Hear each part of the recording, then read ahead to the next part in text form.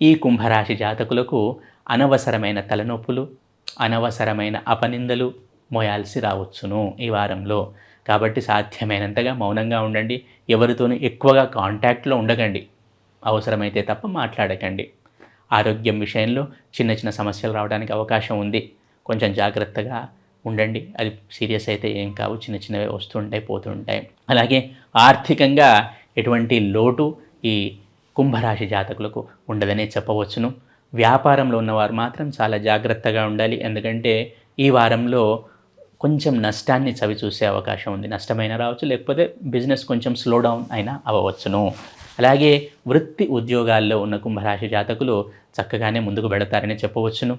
అలాగే కొత్తగా skill set అనేది యాడ్ అవుతుంది వారికి.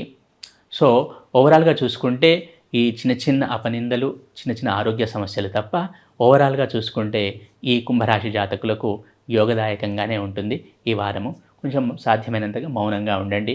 భార్యాభర్తల మధ్య అన్యోన్యత బ్రహ్మాండంగా ఉంటుందని చెప్పవచ్చును. ఎందుకంటే మీరు మౌనంగా ఉంటారు కాబట్టి.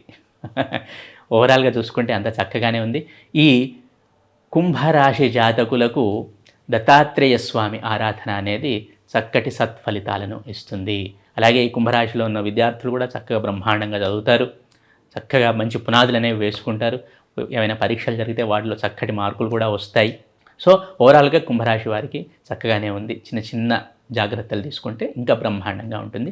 దత్తాత్రేయ స్వామి ఆరాధన అనేది వీరికి చాలా యోగదాయకము.